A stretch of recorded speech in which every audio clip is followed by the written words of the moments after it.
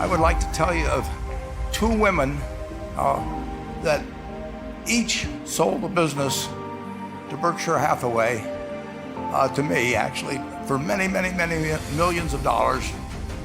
Both of them started with $2,500. By a coincidence, it was the exact same amount. It was everything they had in the world. And one of them was a woman who landed in Seattle in 1917.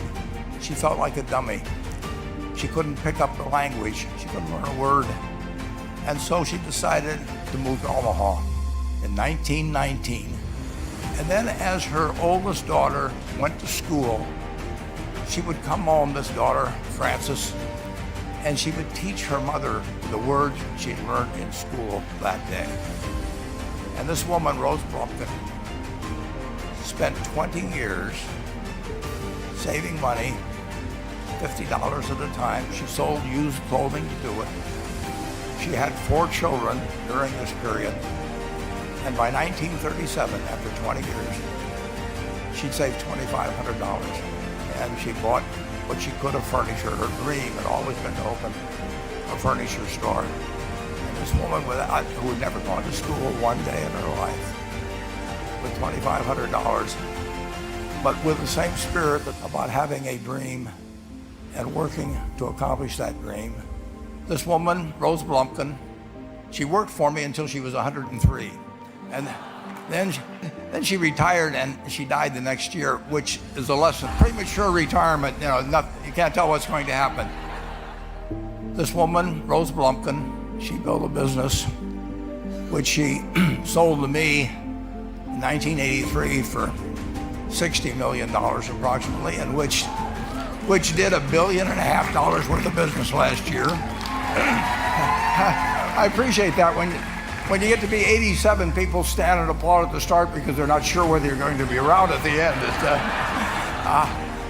Today, I'd like to tell you about one other small business person. This person, I went to buy his business from him, and he turned me down, which was very wise.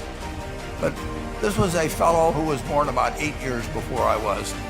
Didn't like school much. And I'm going to tell you one thing early in the story. Maybe you can figure out who the guy was. The company he built hires more college graduates each year than any other company. And this fellow, who was destined for this but did not know it, Jack, went to college for a year and then dropped out. Maybe he wasn't that interested in school. And the year he dropped out was 1941. So now we've got a young guy. Probably by this time he would be 23 or 24 years old. And the interesting thing is, and he actually kind of went from one job to another for a short period of, or not such a short period of time. And he finally became a used car salesman at a Cadillac dealership in St. Louis, Missouri.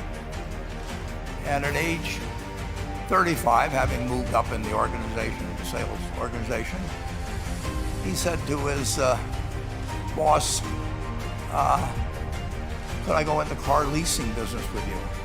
The boss said, well, if you'll cut your salary in half and you'll come up with, it was $25,000 which he borrowed, we can become partners in a car leasing company. So my friend Jack started at age 35 in the car leasing business.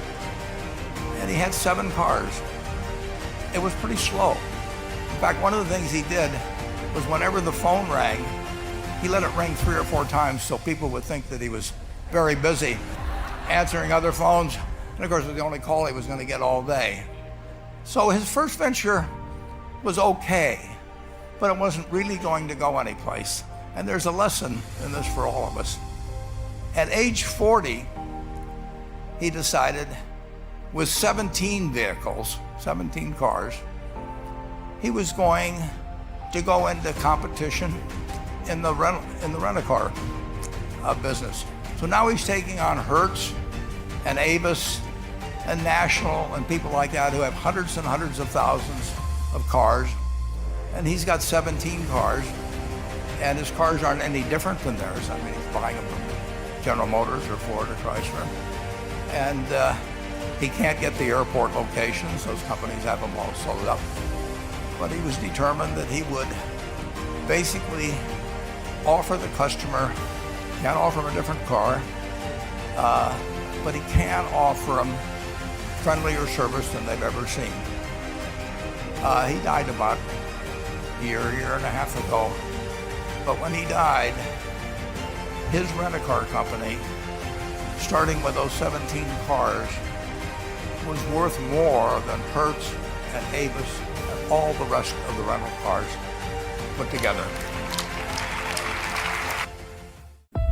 If you can't get up and get after it, how do you expect to win? If you can't get up and get after it, how do you expect to go to another level? If you can't get up and get after it, how do you expect to raise the championship banner on your life?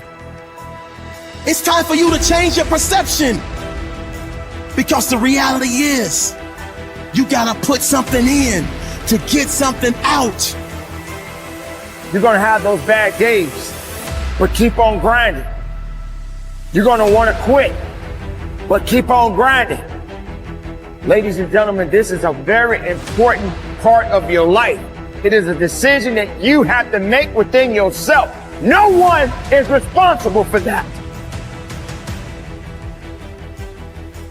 When pressure begins to build called life, because life is going to bring you ups and downs and mountains and valleys. And I'm sure some of you in here, your backstory is full of ups and downs and good days and bad days. I bet some of you in here, your backstory is full of a lot more difficulties and some traumas and some things it's hard for others to comprehend.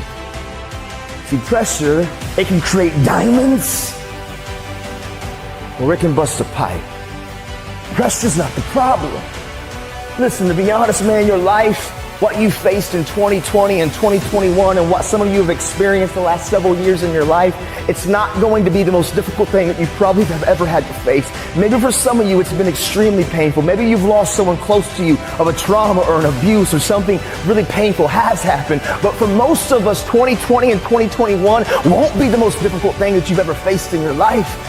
Life is about these ups and these downs, and it's about pressure and insecurities and just challenges. The challenge for you and me is, what will we do with the pressure that we're in? Will we allow the pressure to bust the pipe, or will we step into uncomfortable, step into our story, and to realize the pressure, the challenge, the difficult situation, if I grab a hold of it and take control of what I can control, which is me and my reaction and how I respond, that pressure can become something valuable like a diamond. Because there's a lot of characteristics and behaviors and habits that we develop. It's not that we set out and we began to have negative thought patterns, and we didn't set out to have negative habits. A lot of times we're around certain people, and by influence, by the exposure, by the ability of us to being close to people, we sometimes just pick up tendencies. I'm sure some of you got some friends that say certain phrases or they talk a certain type of way, and next thing you know, you're kind of saying the same phrase. You're kind of saying the same tendency, and maybe even your mom or your dad are like, you sound just like so-and-so. Right? Because we catch up and we catch things from each other.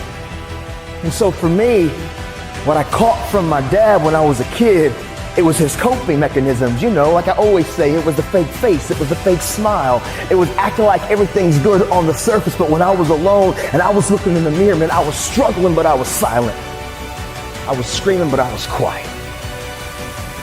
The truth of the matter is, I got to a place, even though I was in prison, I wasn't going to wait till tomorrow or next semester or next year or whenever I got released to begin my change. Right now, in the middle of my external uncomfortability, I was going to make a stand, and I realized hard work works. Make good choices, good things happen. There's never a wrong time to do what's right. Hard work and good choices will always create opportunities for your dreams, your plans, the things you've thrown against the wall to begin to be activated. I was in prison. My external situation seemed pretty difficult. It was uncomfortable, but in the moment, I was staying active of talking and communicating and making choices.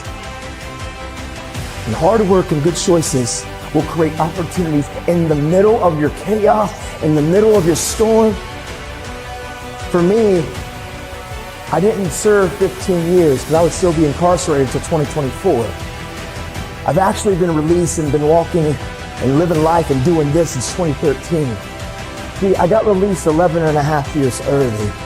What happened is I found the courage in the middle of an uncomfortable situation in a storm that seemed hopeless, to be honest, to not be afraid to face the thing that I was the most afraid of, which was me.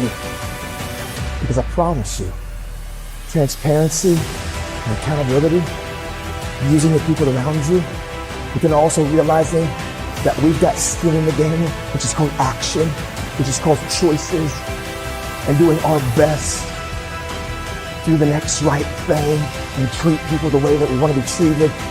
Doors and opportunities will always open in the middle of your storm.